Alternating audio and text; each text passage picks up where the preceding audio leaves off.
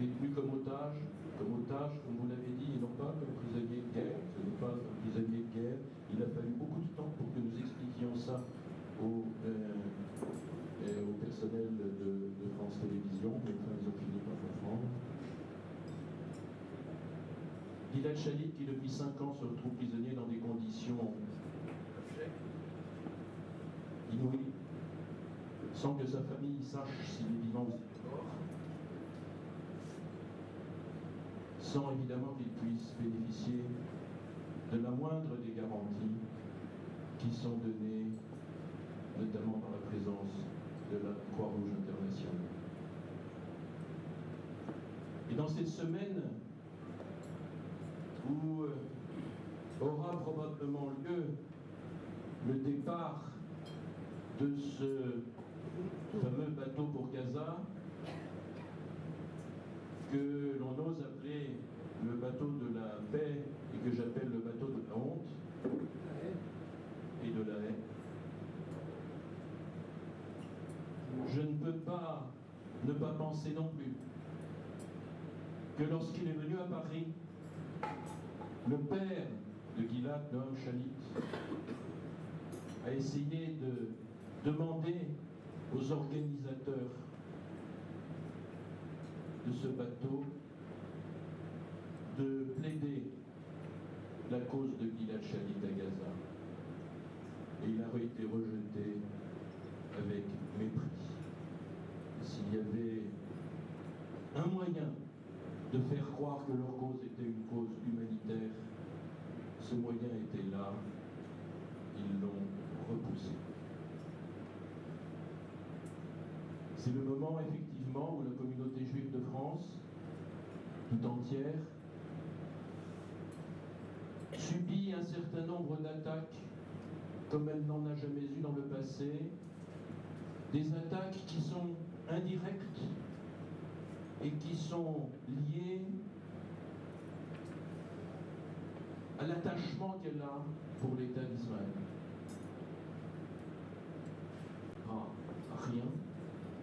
Mais il est de plus en plus important que quelles que soient nos opinions, quel que soit notre mode de vie, quelle que soit notre origine, bien sûr, et quel que soit le lieu où nous vivions, que nous soyons tous unis le plus possible, parce que, je vous le dis, les temps qui viennent devant nous ne seront pas des temps faciles. Je vous remercie.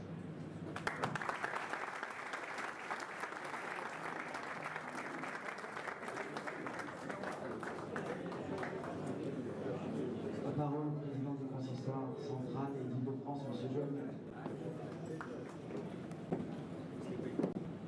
Messieurs les rabbins, messieurs les présidents, mesdames, messieurs, j'ai une longue habitude, présence ici avec vous à Créteil, et c'est toujours un plaisir renouvelé, et ma présence prouve la vitalité de cette belle communauté. Je disais à Laurent Catala que je l'ai vu plusieurs fois cette année. Il a raté l'Akbar Omer il y a quelques semaines, mais il est présent à tous les événements et il nous donne l'occasion de réaliser beaucoup de fêtes.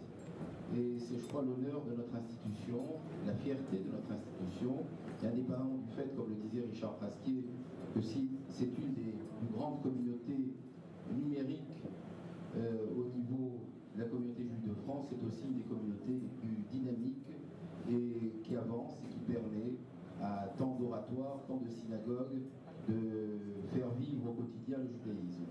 Je voudrais saluer également ici la présence, je le vois, de plusieurs rabbins et présidents de communautés voisines qui nous font l'amitié de partager ce moment important, dans lequel finalement sont mélangés l'honneur, c'était à l'origine une soirée en l'honneur de l'ambassadeur. Je pense que c'est très difficile de parler après tant de personnes, on a l'impression que tout a été déjà dit, et c'est aussi pour nous l'occasion, pour moi en tout cas, de rencontrer pour la première fois le nouveau préfet depuis quelques mois du Val-de-Marne. Donc c'est un bonheur partagé, avec finalement une occasion de dire ce que vous m'avez entendu souvent dire, et que je vais répéter encore ce soir: quand on est citoyen français, quand on est juif français, on est à la fois à l'aise dans nos discours de soutien avec Israël devant l'ambassadeur d'Israël en France, quand tous les représentants, le plus grand représentant de l'État est présent, et quand on aime Israël, on aime le dire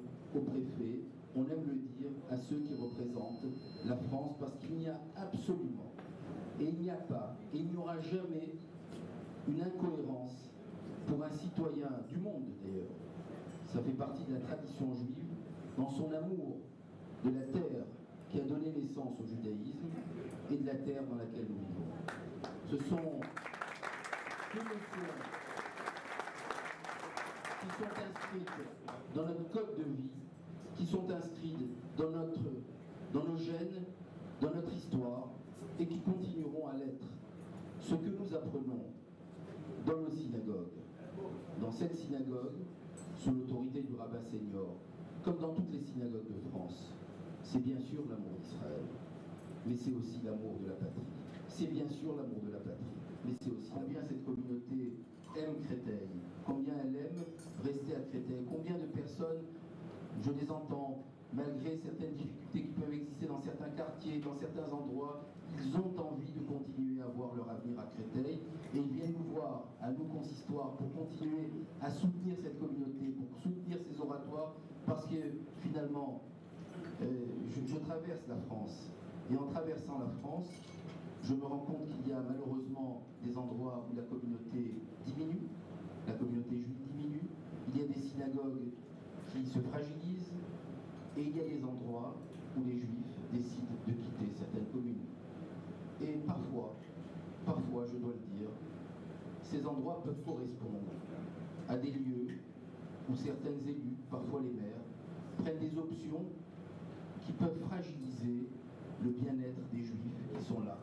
Quand on a des déclarations anti-israéliennes, je suis peut-être le principal observateur de ce fait, on voit des déplacements de population. Alors vous pouvez, monsieur le député maire, vous enorgueillir de savoir que les juifs sont heureux à Créteil et qu'ils ont envie de rester à Créteil. Je crois que c'est aussi une des choses pour lesquelles il était important pour moi, une nouvelle fois, de vous rendre hommage, parce que je sais que vous êtes à l'écoute, et être à l'écoute, c'est aussi suivre, accompagner les différents projets, même si on n'est pas d'accord avec tout dans la lettre, mais nous sommes ici dans un bâtiment, nous sommes ici dans un lieu de vie, un lieu d'écoute, un lieu d'échange, un lieu d'éducation, et un lieu d'éducation de l'amour de l'autre, tout simplement.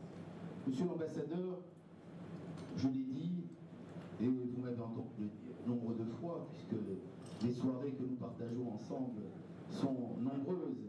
Donc, si je m'adresse à vous, c'est plus pour que, je vais dire, à tous ceux qui sont là, plutôt qu'à vous, parce que vous avez entendu mes discours, je le disais à Richard il y a quelques minutes, je lui disais dans deux soirées, finalement, nous avons tendance à répéter un certain nombre de messages, mais ô combien il est important de les répéter. Vous redire que la communauté juive de France aime Israël, ça serait presque une banalité. Vous le savez, vous me l'avez dit que lorsque nous nous sommes rencontrés avant même que vous arriviez en France, et je crois que vous le vivez ici au quotidien. Mais quand on aime un pays, on se sent aussi un devoir pour à ce pays. Et j'ai souvent dit que les Juifs de France n'ont pas leur mot à dire dans la politique que mène Israël, puisque nous vivons en France, nous ne vivons pas en Israël.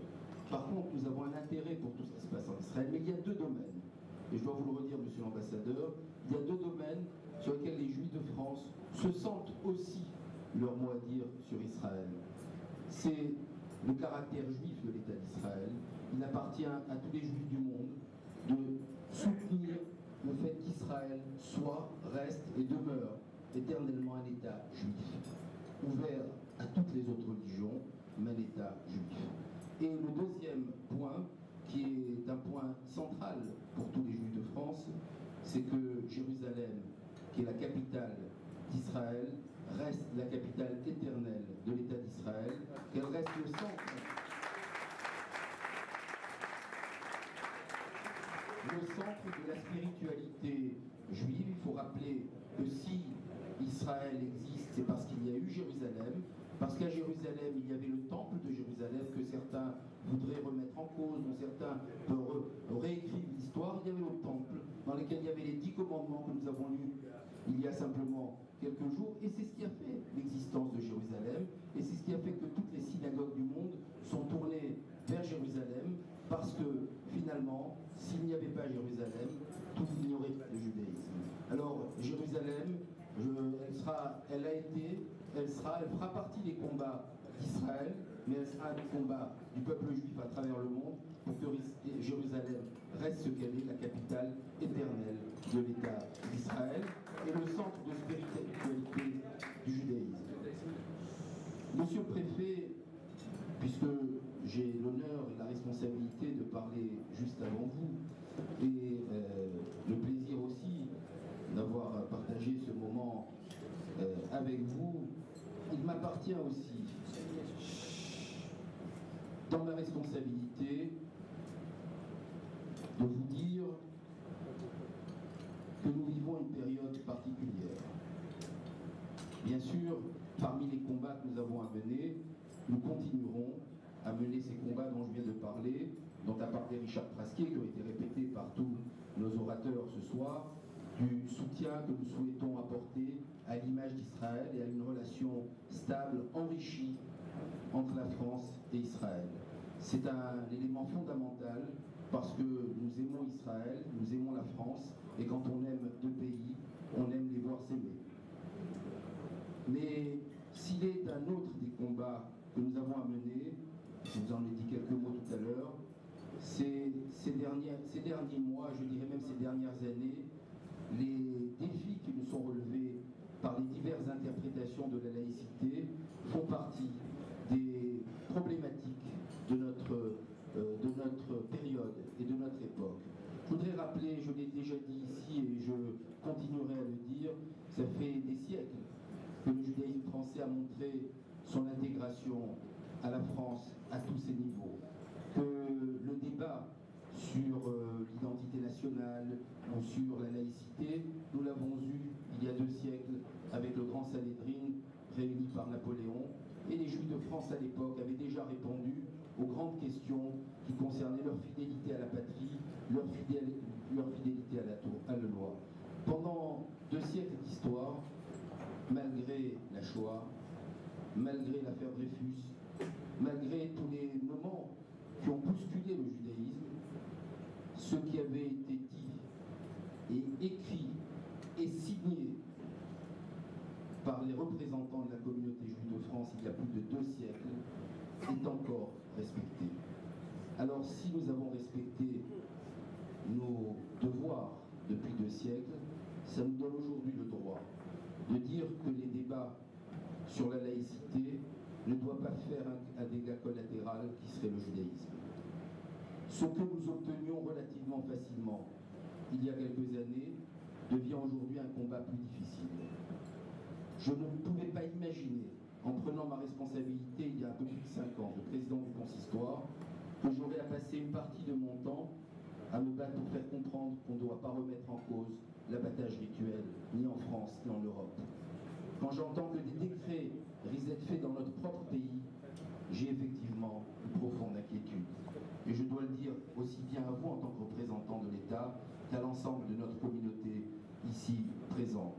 Quand je vois que pour la première fois depuis tant d'années, des étudiants qui avaient préparé pendant 2 années des concours de centrales et des mines n'ont pas pu passer leur concours sous prétexte de laïcité, je m'en inquiète.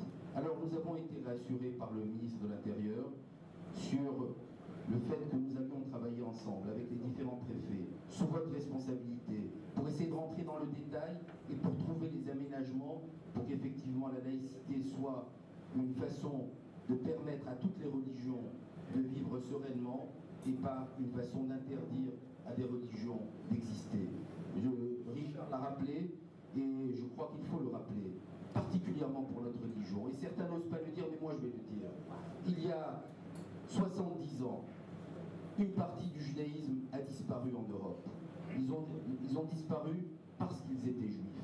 Alors c'est l'honneur de l'Europe, c'est l'honneur de la France, c'est la responsabilité de la communauté juive de faire en sorte que ici, en France, particulièrement où vit la plus grande communauté juive d'Europe, tous les critères qui nous permettent à notre religion de continuer à s'épanouir comme elle l'a toujours fait. Je dois rappeler que nous avons une communauté qui ne fait que grandir et qui a grandi en Europe depuis la Shoah, qui a pratiquement doublé depuis la Shoah. Tous ces éléments sont des éléments positifs et c'est notre responsabilité conjointe.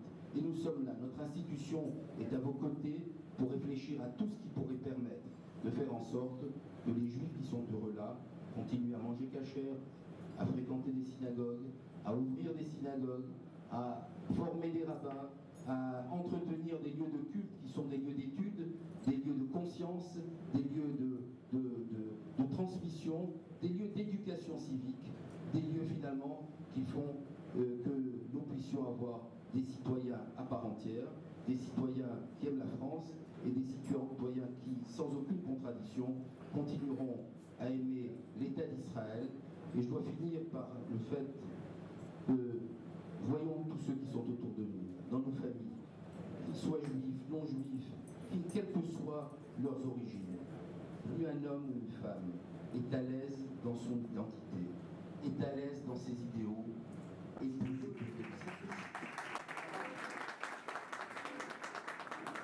Monsieur Nasser, s'il vous plaît, le service en amont.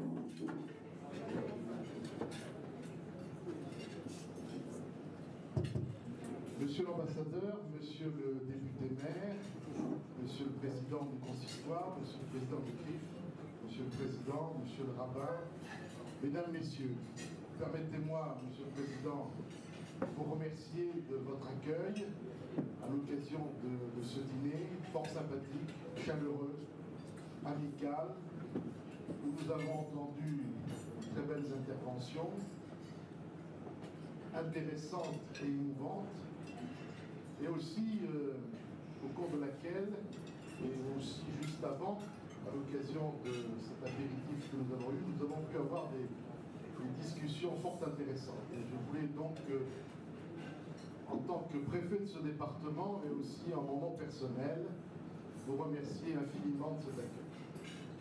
Alors ma tâche est difficile. Tout à l'heure, M. le président du consistoire a dit qu'il lui était difficile de parler compte tenu du fait que beaucoup d'orateurs avant lui se sont exprimés de façon fort éloquente. Alors, Monsieur le Président, ma tâche est encore plus difficile que la vôtre, d'autant, si je peux me permettre, que vous avez mis la barre quand même assez haut par la qualité de vos propos, la façon aussi de les exprimer. Monsieur l'ambassadeur, vous êtes donc le représentant d'un pays que tous aiment ici, et moi-même d'ailleurs. Je vous le dis très franchement.